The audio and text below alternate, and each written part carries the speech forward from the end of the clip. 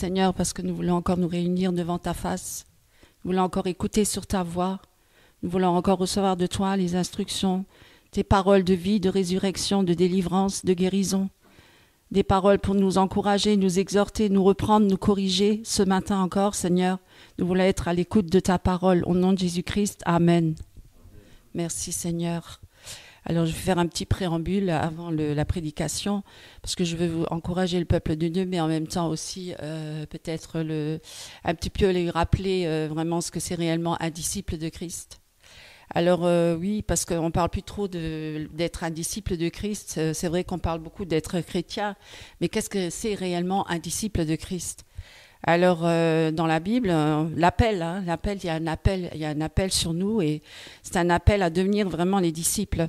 Un appel qui vraiment est là pour suivre Christ, des disciples, ce qui veut dire en gros, le disciple est relié avec le mot discipline, discipline, et on peut donc clairement l'identifier sérieusement à quelqu'un qui est consacré à un maître. Nous avons un maître, c'est Jésus-Christ, pour apprendre de lui et pour le suivre et pour lui obéir aussi, parce que l'obéissance vaut mieux que les sacrifices, et le servir, mes amis. À l'heure de nos jours, le mot disciple est tombé vraiment dans les oubliettes, on va dire comme ça, et on n'en parle plus trop, tandis que le terme de chrétien est de plus en plus évoqué. On est tous chrétiens, vous avez déjà entendu, c'est presque une mode, on est tous chrétiens, tout le monde est chrétien, on n'arrive même plus à discerner qui est réellement converti, né de nouveau, qui appartient vraiment à Christ et qui ne l'est pas. Alors, mais dans la Bible, Dieu nous rappelle qui est réellement converti, qui appartient vraiment à Christ, et puis il y a des conditions. Il y a des conditions, il y a un prix à payer, il y a des conditions pour devenir un vrai chrétien, mes amis, vous le savez. Et je pense que je ne vous apprends rien. Alors, parce que certains se disent être chrétiens, mais ils mènent une vie totalement à l'inverse de ce qui est écrit dans la parole. Ils ne sont pas du tout dans l'obéissance, ils se disent chrétiens, et ils ont pourtant une vie qui est très égoïste, qui est rebelle, indisciplinée, et vous le voyez bien autour de vous, on le voit de plus en plus dans les églises, et qui n'obéissent absolument pas vraiment à Dieu et à sa parole. Et pourtant, ils s'affichent chrétiens. Ils ont l'apparence de piété, mais ils en renient la puissance et la force. Vous voyez bien. Et c'est de pire en pire, parce que nous sommes vraiment à la fin des temps. Et l'apostasie est grande dans l'Église et partout. Et nous avons vraiment besoin d'avoir les yeux ouverts et le discernement en toutes choses. Il est même dit, éprouvez les esprits pour voir s'ils viennent réellement de Dieu. Donc il est important que nous soyons des chrétiens avertis, alertes, et non pas des chrétiens endormis. Parce que nous avons tendance à nous endormir facilement, à nous reposer sur le prédicateur ou sur sur nos acquis. Mais finalement, un disciple, c'est quelqu'un qui est toujours en action, qui est toujours éveillé et qui est toujours prêt, comme un soldat, et qui est debout avec toute son armure et qui est vraiment prêt à suivre son Seigneur et son roi, pas seulement son sauveur, mais qui devienne aussi son Seigneur de tous les jours et qui marche avec lui, totalement, entièrement consacré et vraiment soumis entièrement au Seigneur. Voilà, c'est très important, la soumission et l'obéissance. Sommes-nous réellement soumis à Dieu aujourd'hui? Est-ce que nous sommes vraiment avec Christ? Mes amis, nous pouvons nous poser la question, parce que beaucoup sont hypocrites. Certains, on entend Seigneur, Seigneur partout, mais est-ce que c'est tous ceux qui vont dire Seigneur, Seigneur qui entreront dans le royaume de Dieu? Non, ceux-là seuls qui auront accompli l'œuvre de Dieu et qui auront obéi au Seigneur. Voilà, parce que Jésus, il reconnaît les siens. Il sait parfaitement qui lui appartient et qui ne lui appartient pas. Nous ne pouvons tromper les hommes, mais nous ne pouvons pas tromper Dieu. Et Dieu, il sonde les cœurs et il voit jusqu'à la moelle et les intentions et les pensées du cœur de chacun. Il sait très bien où nous en sommes aujourd'hui avec Christ.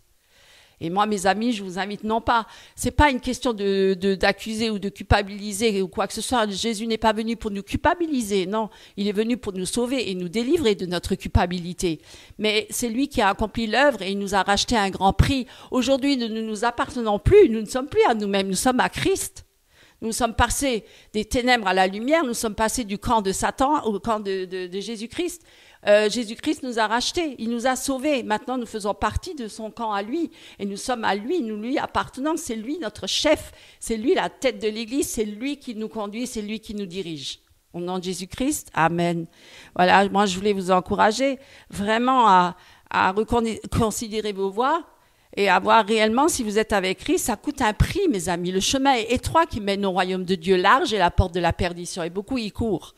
Moi, je vous dis, aujourd'hui, on a l'impression que c'est facile d'être chrétien. C'est facile, tout le monde est chrétien. Dans le monde entier, vous voyez en Amérique, hein, même les présidents sont chrétiens. Tous les évangéliques qui soutiennent les présidents, ils ont une vie mondaine, complètement mondaine, mais on a l'impression qu'ils sont tous à s'afficher chrétiens. Vous croyez que c'est ça la vraie vie chrétienne? Alors que de l'autre côté, on voit des chrétiens persécutés, tués pour leur foi. Hein, et ils ont vraiment une vie austère et parfois très dure. Et pourtant, ces gens-là, ils souffrent. Est-ce qu'ils sont pire pécheurs que ces gens-là? Non. Non. Est-ce que Dieu serait injuste? Non. Non, c'est pas parce qu'on est au milieu du faste et de la luxure et du luxe que forcément ça sera facile. Non, c'est un chemin étroit, il n'est pas facile. Mais avec la grâce de Dieu, avec Jésus-Christ, avec son esprit et sa puissance et son autorité, eh bien, on va pouvoir marcher sur ce chemin étroit. Et d'ailleurs, Dieu l'a dit lui-même, trouverai-je encore la foi à la fin des temps? Alors certains, ils affichent tous une foi, mais quelle foi? Quel Christ? Quel Jésus qui suit? Quel est ce Seigneur-là? Analysez les choses, regardez de près, ne vous laissez pas séduire. Parce qu'il y a une grande séduction spirituelle maintenant qui se met en place de plus en plus. Et c'est pourquoi il faut être très vigilant, il faut vraiment veiller, il faut vraiment prier, passer du temps avec le Seigneur en intimité profonde et vraiment lire la parole, étudier et surtout, mes amis, renoncer au péché. Je sais que ce n'est pas facile de nos jours parce que le monde est rempli de péché, le péché est de plus en plus grand, les ténèbres sont épaisses. Hein. On est entouré par toute cette perversion.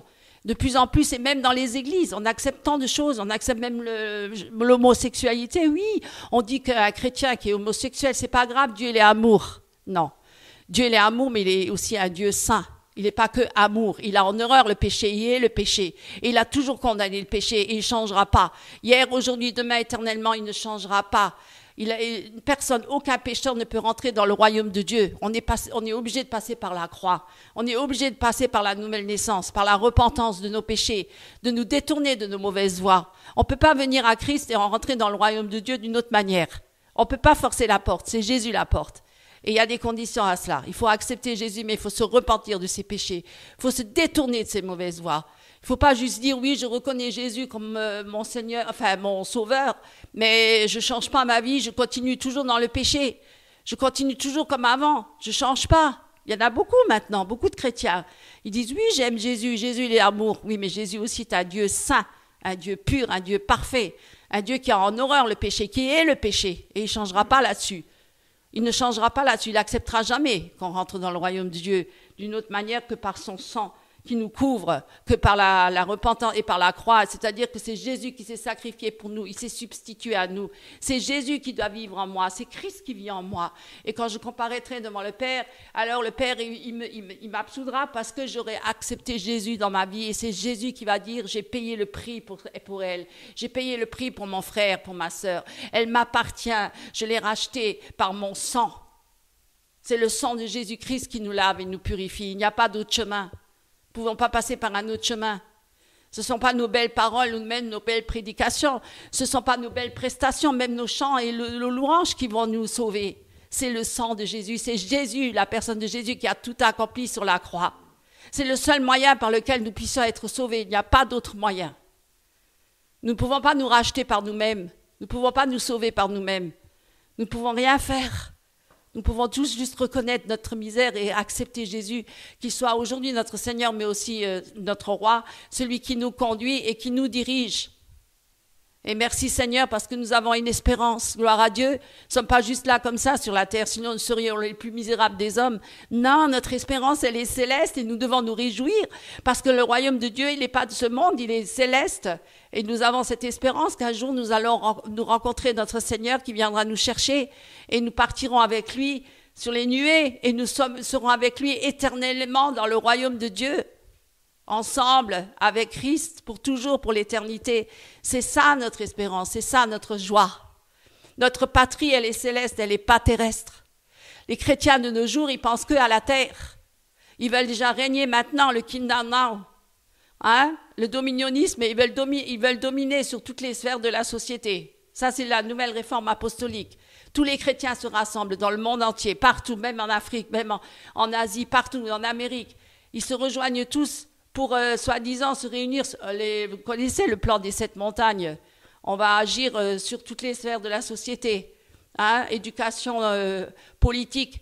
Est-ce qu'il est écrit dans la parole de Dieu qu'il faut se mêler à la politique? Non, ça n'a jamais été dit. Est-ce que Jésus il s'est mêlé de la politique?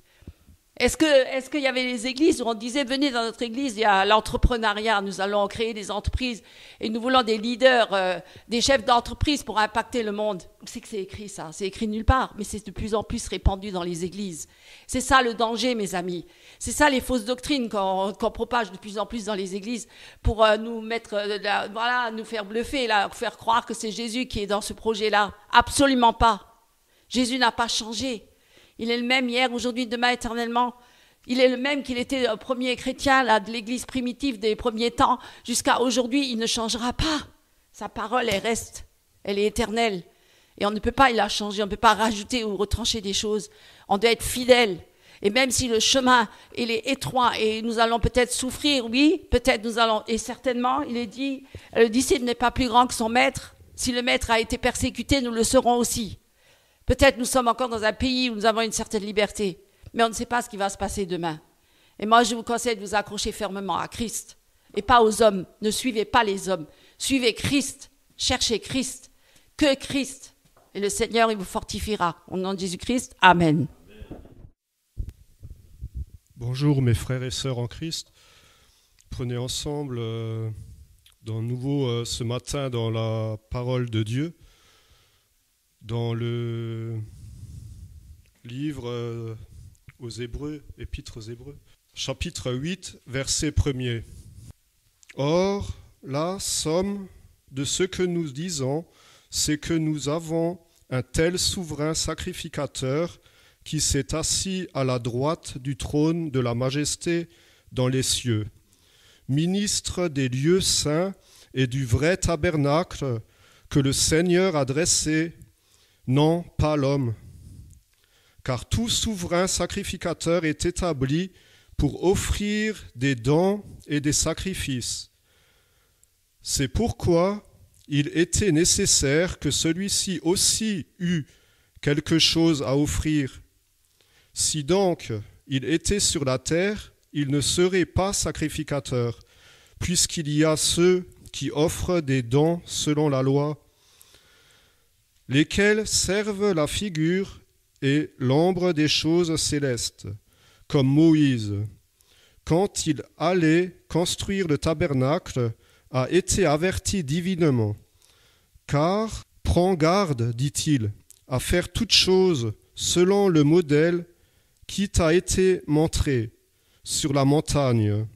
Or, maintenant Christ a obtenu un ministère d'autant plus excellent qu'il est médiateur d'une meilleure alliance qui est établie sur de meilleures promesses. Car si cette première alliance avait été irréprochable, il n'eût jamais cherché de lieu pour une seconde. Car en censurant,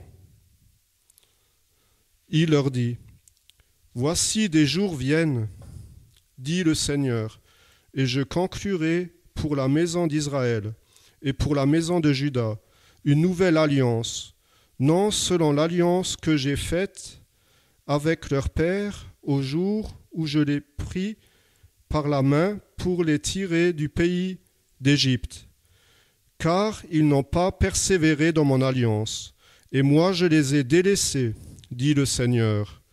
Car c'est ici l'alliance que j'établirai pour la maison d'Israël, après ces jours-là, dit le Seigneur. En mettant mes lois dans leur entendement, je les écrirai aussi sur leur cœur, et je leur serai pour Dieu, et ils me seront pour peuple.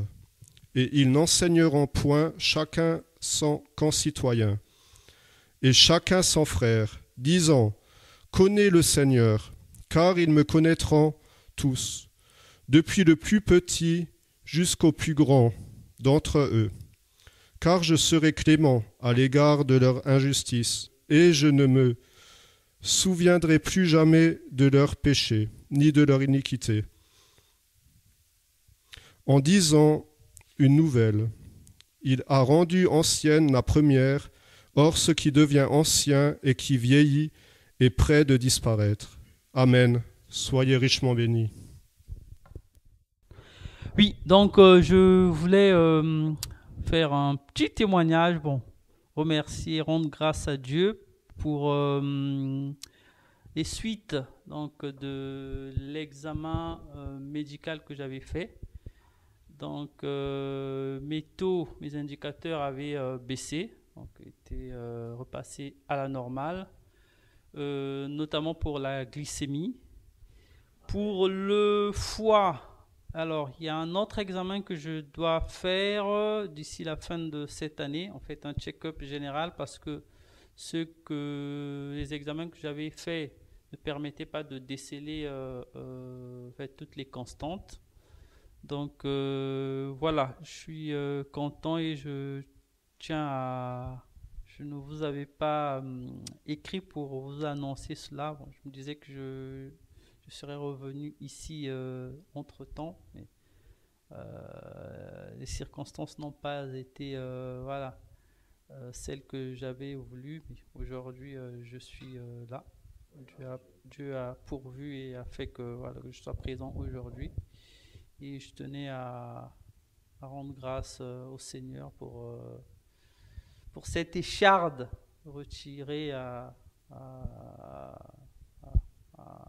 ma santé, à mon corps, parce que j'avoue que c'était un sujet de crispation,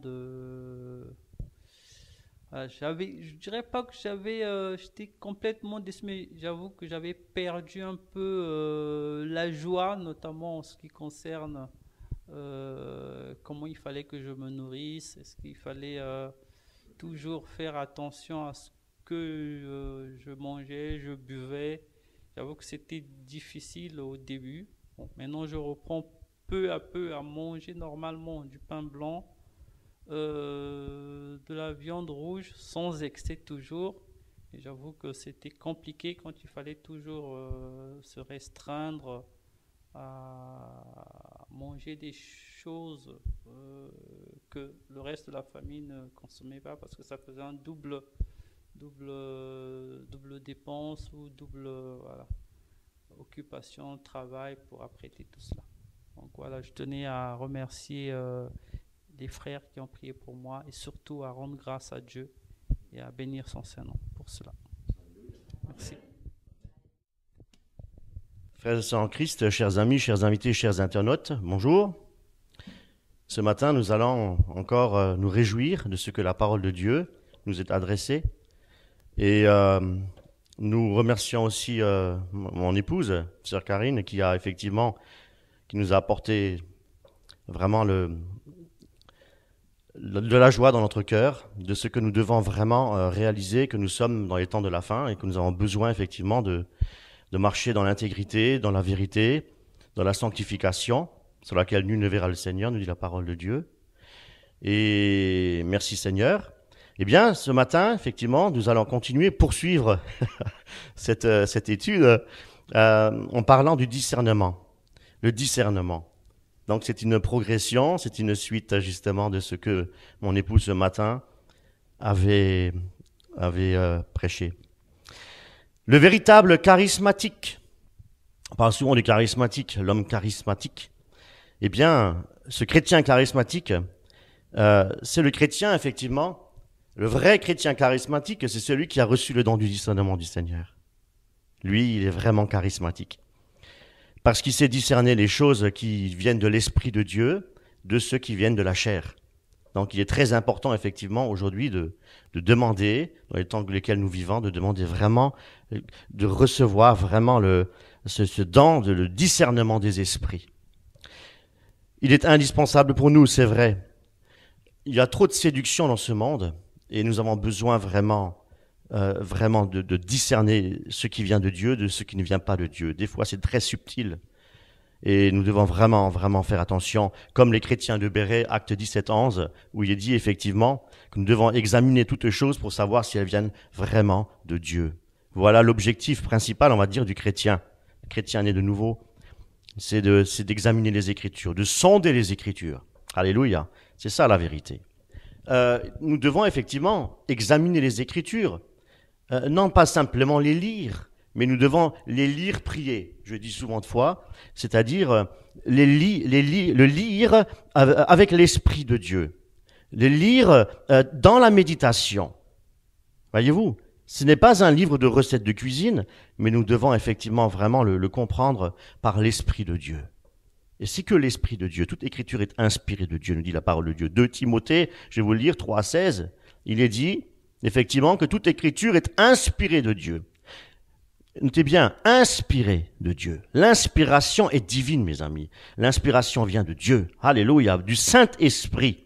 Toute écriture est inspirée de Dieu et utile pour enseigner. Voyez-vous, on n'enseigne pas sur la base de ce que l'homme veut enseigner, de ce que lui veut apporter au peuple de Dieu, mais ce que la parole de Dieu veut nous apporter. La parole de Dieu, mes amis, c'est Jésus-Christ. Au commencement était la parole. Alléluia. Toute écriture est inspirée de Dieu et utile pour enseigner. Nous devons enseigner que sur la base de la parole de Dieu, les Écritures. C'est vraiment le seul support que nous devons avoir, nous les chrétiens, pour enseigner la parole de Dieu. Pour convaincre, alléluia, pour corriger, pour instruire dans la justice, afin que l'homme de Dieu soit accompli et propre à toute bonne œuvre. Pourquoi devons-nous étudier les Écritures? Parce que, effectivement, que tout homme soit accompli et propre à toute bonne œuvre. Quelle œuvre? Les œuvres que Dieu a préparées d'avance afin que nous les pratiquions. Et c'est sur cette base-là, mes amis, sur le fondement des Écritures, effectivement, que nous devons apprendre aussi à discerner toutes choses. Grâce aux Écritures, non pas avec le raisonnement humain, mais avec la parole de Dieu, par l'action du Saint-Esprit, mes amis. C'est de cette manière-là que nous pouvons effectivement discerner les choses. Voilà. Et c'est ce que nous allons effectivement approfondir ce matin. Donc, non pas avec un esprit charnel, avec des émotions, parce que l'homme, c'est vrai, il est aussi doté d'émotions. Dieu nous a créés avec des émotions. Mais les émotions, nous devons les mettre au service du Seigneur. Voyez-vous, les émotions, Dieu nous a créés avec avec des émotions. Alléluia, merci Seigneur. Des émotions basées sur des expériences, oui, mais avec un esprit de discernement. Avec un esprit de discernement, et moi je vous dirais tout simplement sola scriptura. Voyez-vous, c'est un des points de la doctrine calviniste, hein? Les 5 points, tout à fait.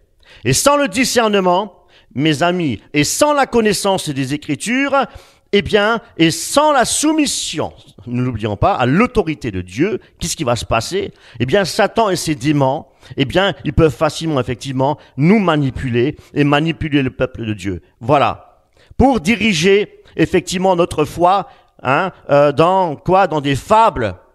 Dans des fables, mes amis. Entendez-nous parler des fables aujourd'hui, des enseignements, mais qui n'ont ni queue ni tête. C'est dramatique, mes amis. C'est dramatique. Ou bien à travers, effectivement, tout le temps, on nous parle tout le temps d'expériences surnaturelles, on nous parle tout le temps, effectivement, des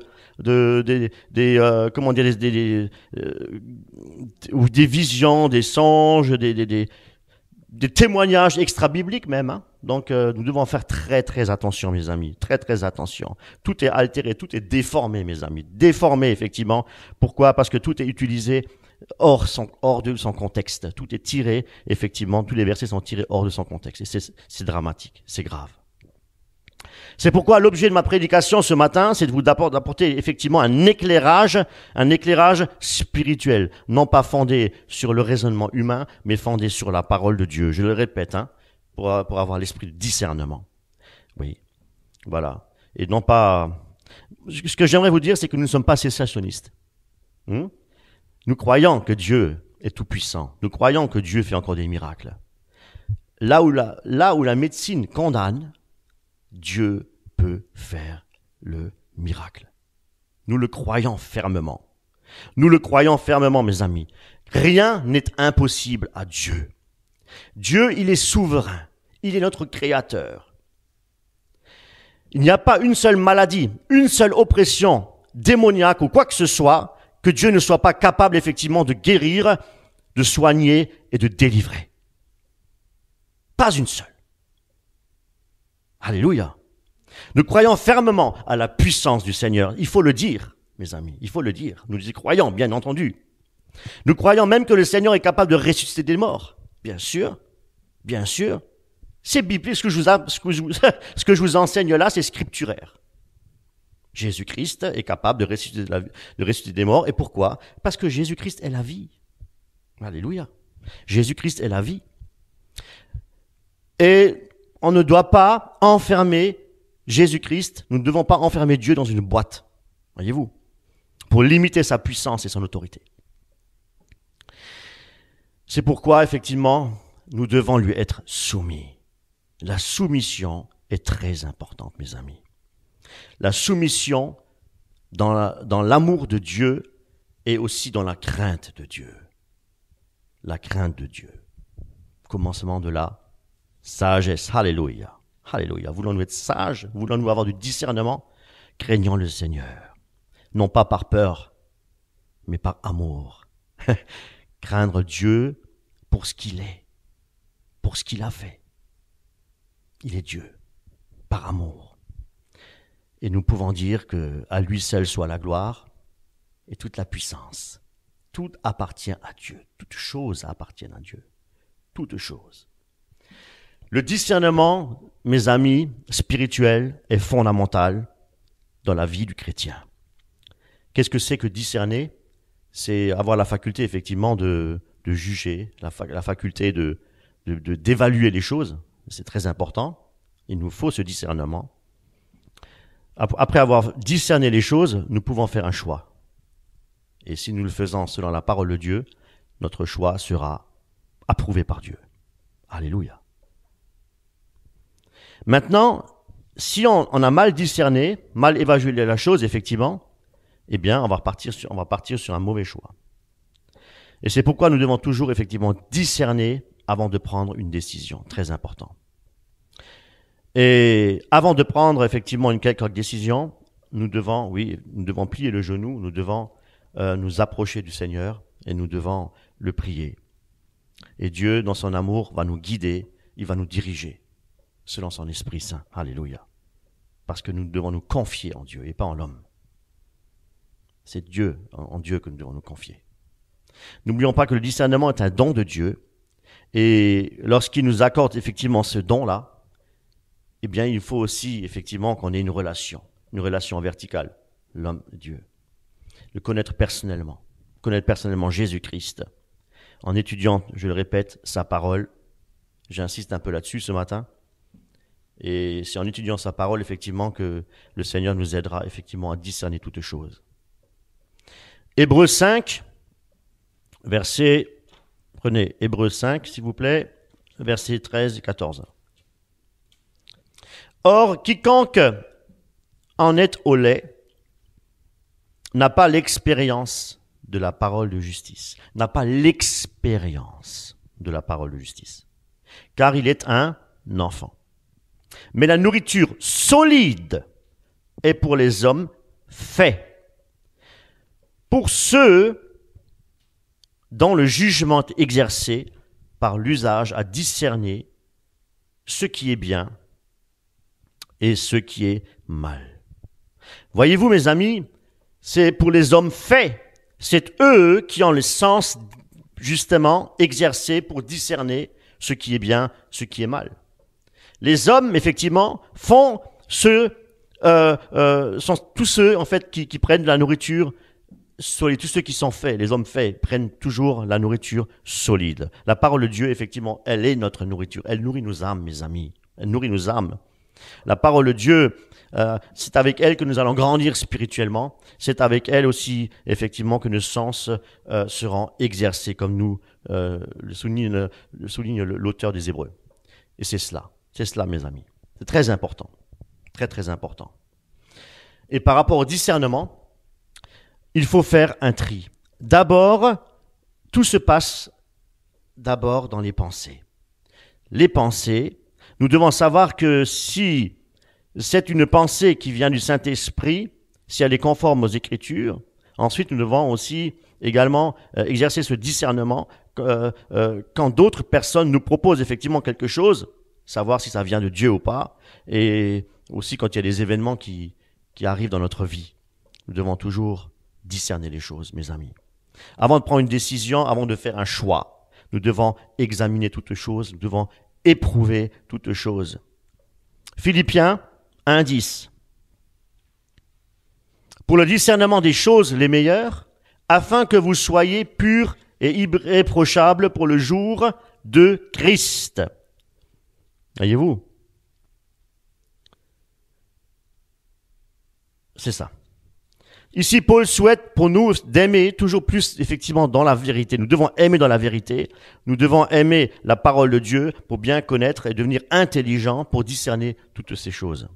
Pour nous, chrétiens, effectivement, le fait de discerner, c'est déjà, comment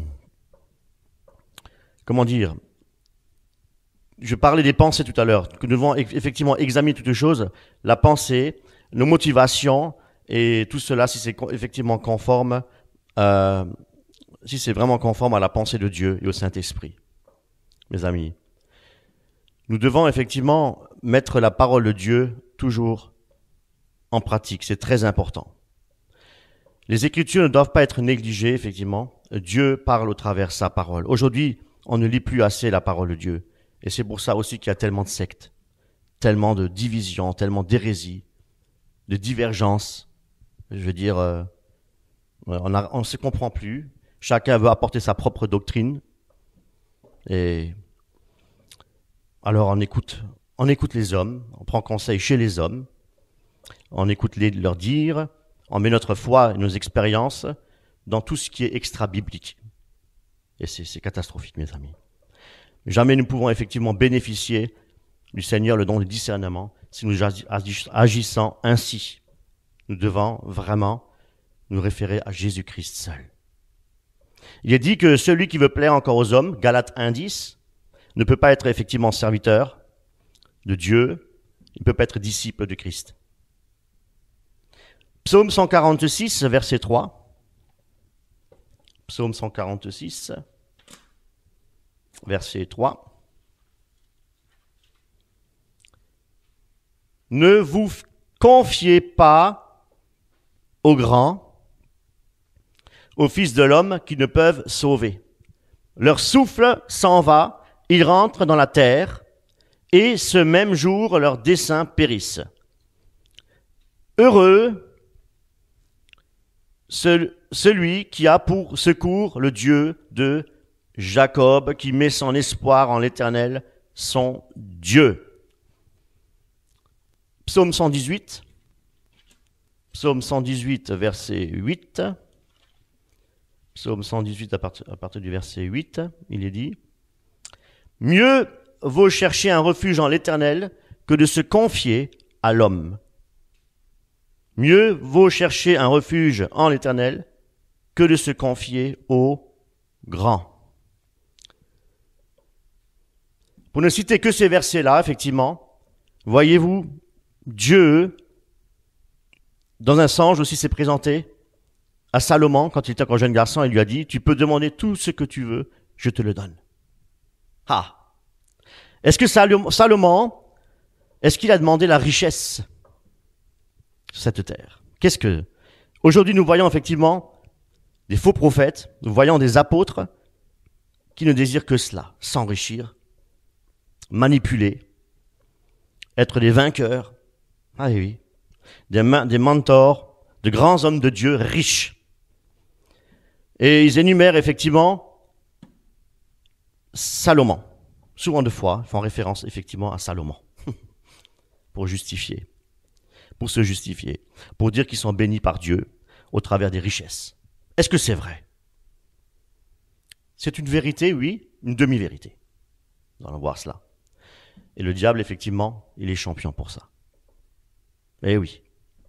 Alors, c'est quoi la vérité concernant Salomon quand Dieu lui dit « Demande ce que tu veux et je te le donne ». Eh bien, nous allons lire effectivement dans 1 Roi, prenez avec moi 1 Roi, chapitre 3, verset 9. à 13. Un roi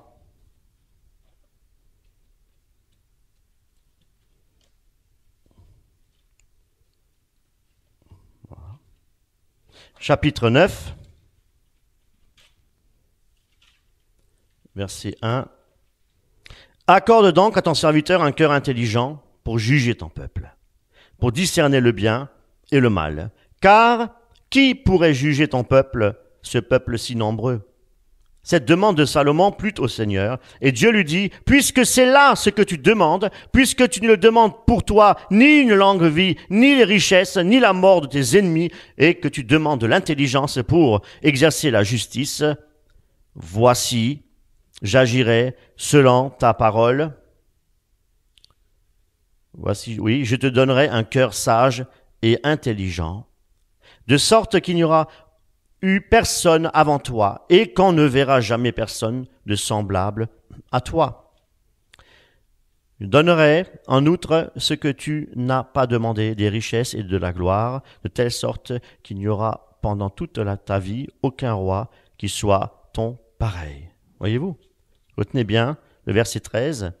Je te donnerai en outre ce que tu n'as pas demandé. N'est-il pas écrit que Dieu donnera au-delà de ce que nous espérons? Gloire à Dieu.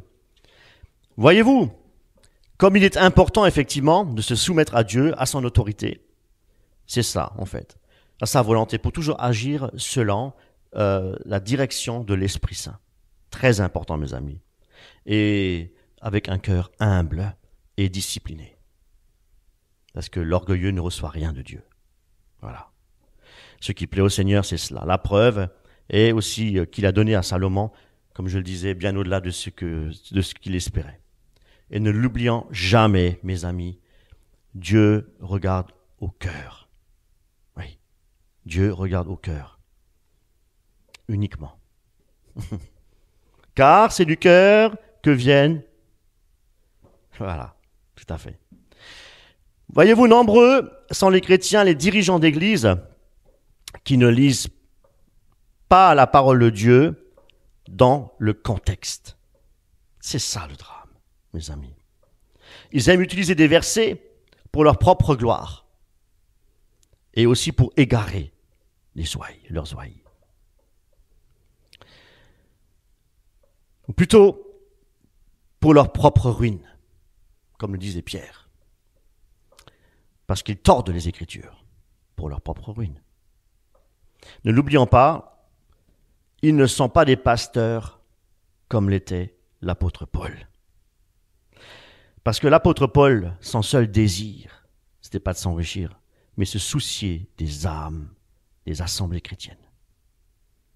Souci des âmes, mes amis. C'est le rôle du pasteur. Se soucier des âmes.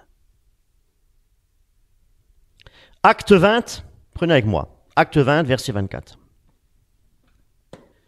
Mais je ne fais pour moi-même aucun cas de ma vie comme si elle m'était précieuse, pourvu que j'accomplisse ma course avec joie. Et le ministère que j'ai reçu du Seigneur, c'est quoi? C'est de s'enrichir. C'est d'annoncer la bonne nouvelle de la grâce de Dieu. Alléluia. Voyez-vous, l'évangile, mes amis, c'est un évangile de partage. On partage l'évangile. Jésus-Christ est venu gratuitement sur cette terre. Gratuitement, il a donné sa vie pour nous. Et nous allons même continuer. Je n'ai désiré ni l'argent, ni l'or, ni les vêtements de personne. Vous savez vous-même que ses mains ont pourvu à mes besoins. Oh, waouh. Je le répète, verset 34. Vous savez vous-même que ses mains, les mains de l'apôtre Paul, ont pourvu à mes besoins. Il travaillait. Et ceux des personnes qui étaient avec moi. Je vous ai montré, il dit, je vous ai montré de toute manière que c'est en travaillant ainsi. Il est l'exemple. Il est l'exemple, l'apôtre Paul. Je vous ai montré de toute manière que c'est en travaillant ainsi qu'il faut soutenir les faibles. Qu'il faut faire quoi? Qu'il faut soutenir les faibles. Et se rappeler les paroles du Seigneur qui a dit lui-même, Il y a plus de bonheur à recevoir qu'à donner. Est-ce que c'est écrit, les amis? Il y a plus de bonheur à donner qu'à recevoir. Alléluia. Donner qu'à recevoir. Après avoir ainsi parlé, il se mit à genoux et il pria avec eux tous. Quelle humilité. Nous avons l'apôtre Paul. Voyez-vous, mes amis, quel contraste, quelle opposition. C'est l'antipode, mes amis.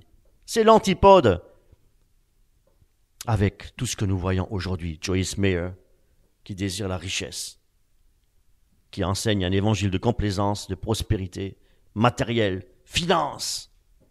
On inclut la finance maintenant au sein des assemblées. Benny Hinn, Joel Osteen et des milliers d'autres qui naissent comme des champignons dans tous les pays. Et encore, je vous dis, quel contraste avec l'humilité de l'apôtre Paul. Quel contraste. L'apôtre Paul qui était rempli d'amour. Lorsqu'il parle de l'amour, c'est qu'il était un exemple. Il a bien dit, suivez-moi. Hein? Nous devons suivre les traces de l'apôtre Paul. Il est l'exemple même de l'humilité, de l'amour. Tout ce qu'il a enseigné, il a pratiqué, mes amis. Alléluia. L'amour et la charité qui dégageaient de Paul. Incroyable. Ça donne envie de lire les Écritures. On va souligner tous les versets qui parlent de l'amour, qui parlent de l'amour, de la charité, de l'humilité, qui dégageait de l'apôtre Paul. On va souligner ça. Je vous assure que votre Bible, elle sera soulignée. Tout le Nouveau Testament. Alléluia. Toutes les épîtres de Paul.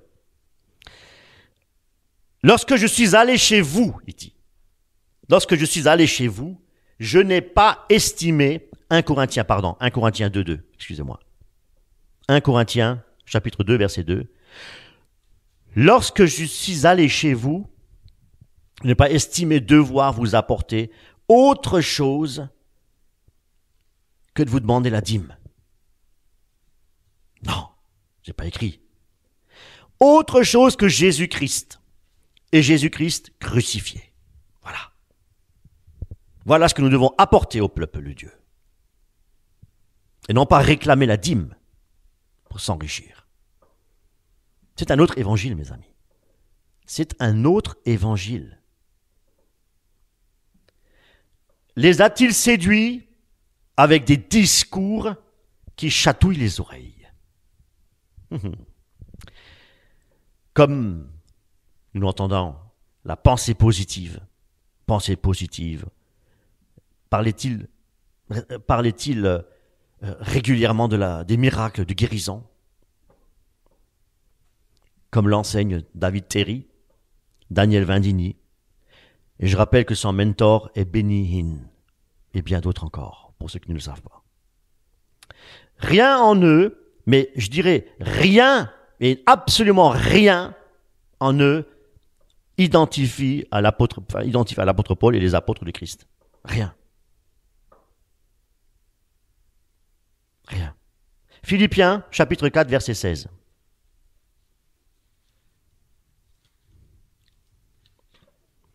Philippiens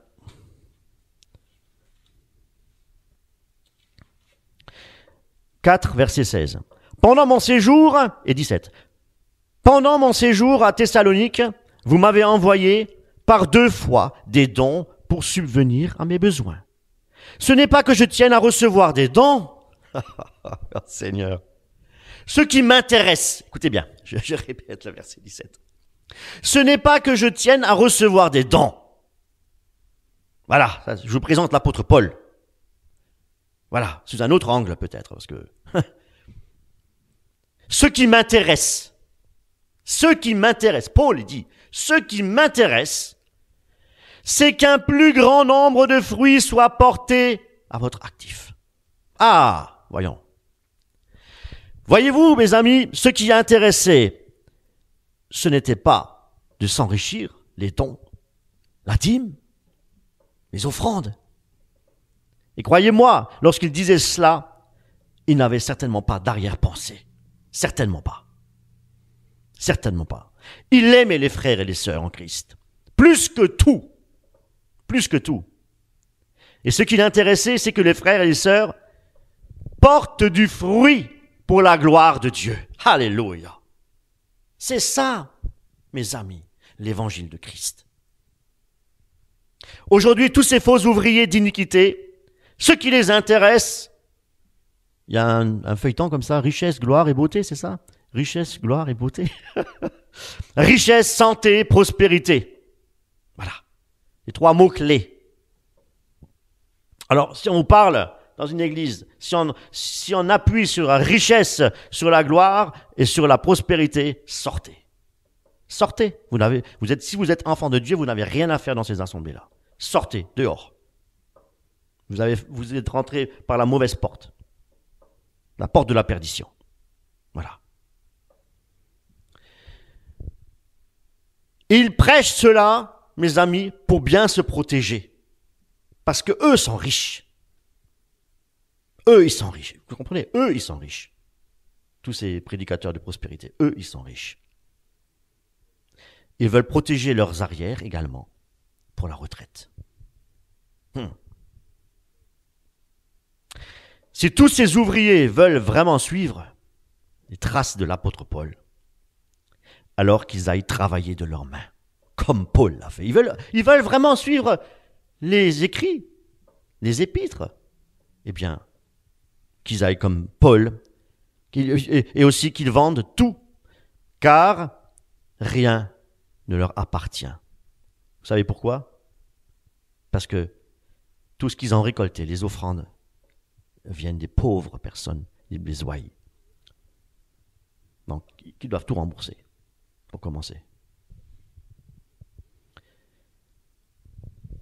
Ce sont vos économies qui enrichissent ces leaders. Eh oui, c'est la vérité, mes amis. Ce sont des faux ouvriers d'iniquité.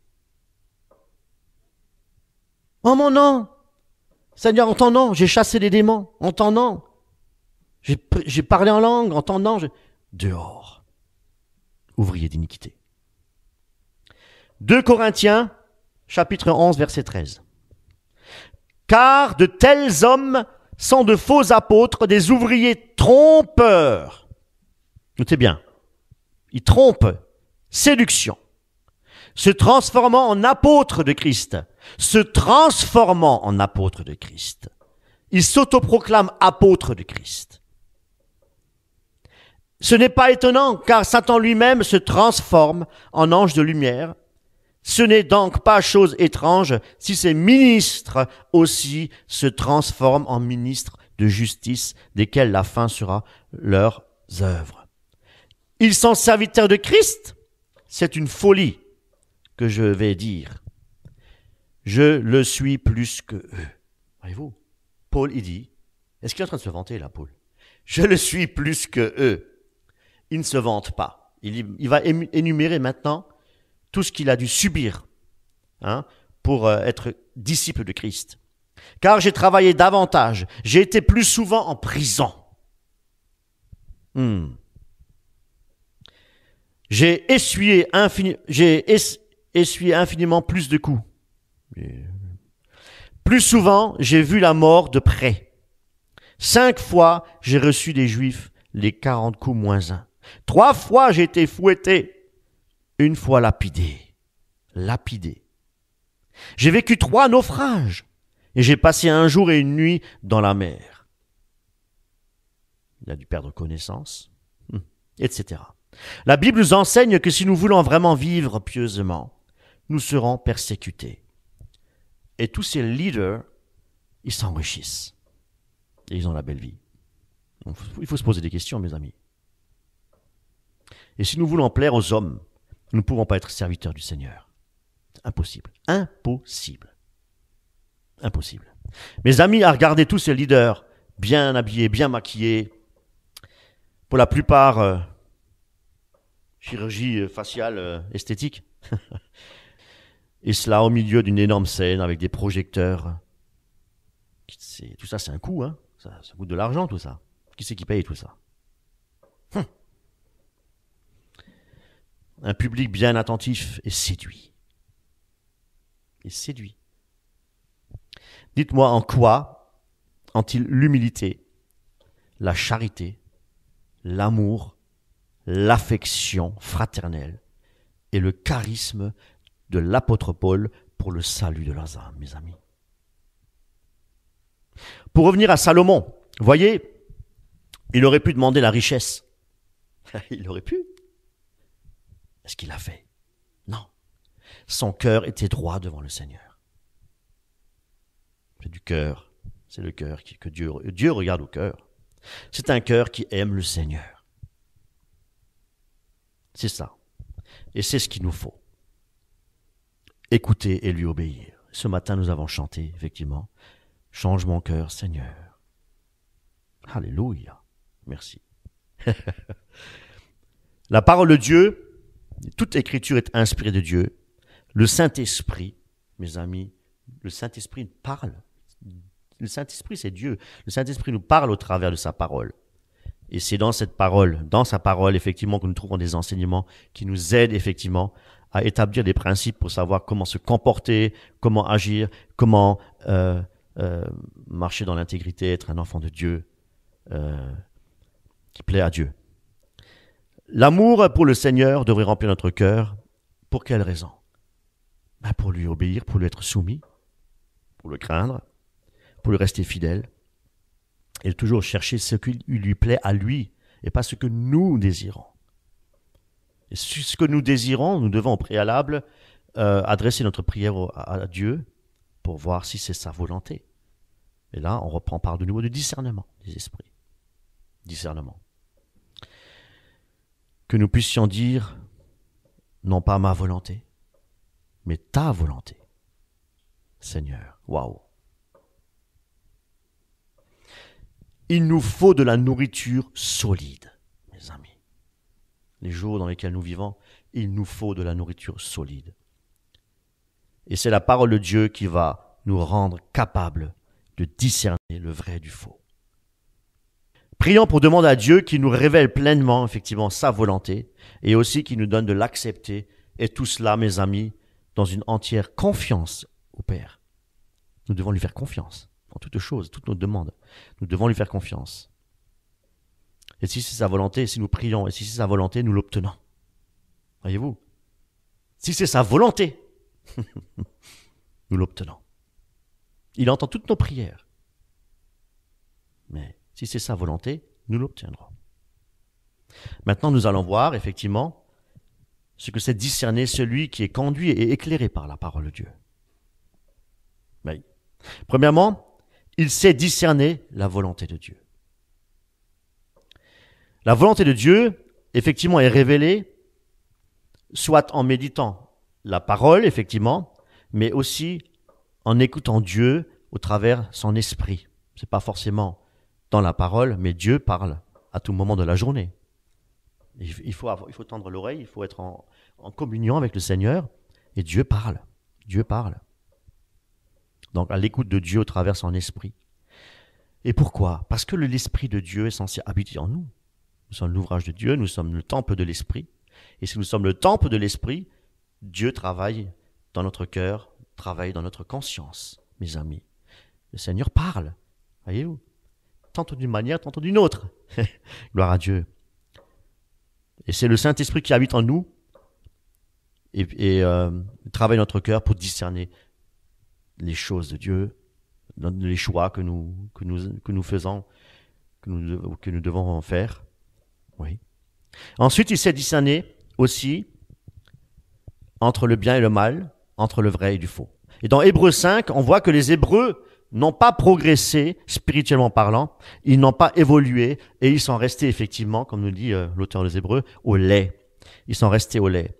Les rudiments, les oracles de Dieu, leur devaient être à nouveau enseignés pour discerner ce qui est vrai, ce qui est faux. La nourriture solide est pour les hommes faits, comme je le disais, parce que c'est eux qui sont exercés, je le disais, aussi à discerner le vrai du faux. Lisant, étudiant, méditant et mettant la parole de Dieu, mes amis, en pratique, ne nous bornons pas simplement à écouter, mais mettons la parole de Dieu en pratique pour devenir des hommes faits. Devenir des hommes faits. Parce que l'homme fait, il sait discerner aussi le temps actuel. Nous connaissons le temps actuel. C'est déjà l'heure de nous réveiller, nous dit la parole de Dieu, nous réveiller du sommeil, mes amis. Car maintenant, c'est vrai, le salut est plus près de nous, nous dit la parole de Dieu, que lorsque nous avons cru. La nuit est très avancée, mes amis, et le jour s'est approché. Il y a aussi le discernement des esprits pour le temps actuel. Justement, le don de discernement des esprits est très important. Il permet de juger ce qui est dit, ce que est selon Dieu ou non, mes amis. Demandons au Seigneur de nous montrer son chemin. Nous voulons toujours faire un peu comme nous voulons.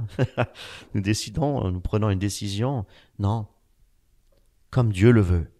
Qu'il nous oriente, qu'il oriente nos pensées dans la vérité. Dans la vérité, mes amis. Et que le Saint-Esprit, oui, que nous puissions, avec l'Esprit de Dieu, prendre de bonnes décisions, mes amis. Écoutez l'Esprit de Dieu face à des résolutions, face à des engagements, des situations que nous vivons au quotidien, mes amis. Pour bien discerner ce qui lui plaît, ce qui est juste, et surtout ce qui lui est honorable. Parce que nous devons honorer le Seigneur aussi, ce qui lui est agréable pour le servir, lui seul, dans un esprit d'amour, de paix et dans un esprit de fidélité, mes amis. Voilà, et je conclurai avec comme j'ai l'habitude de le faire, avec un verset. Proverbes, chapitre 3, verset 3. Voilà, un proverbe, donc là c'est effectivement un verset de bénédiction pour la semaine. Proverbe, chapitre 3, verset 3. Que la bonté et la vérité ne t'abandonnent pas. Lis-les à ton cou, écris-les sur la tablette de ton cœur, et tu trouveras la faveur et la bonne sagesse aux yeux de Dieu et des hommes. Alléluia. Amen. Que le Seigneur vous bénisse. Bon dimanche à vous et bonne semaine.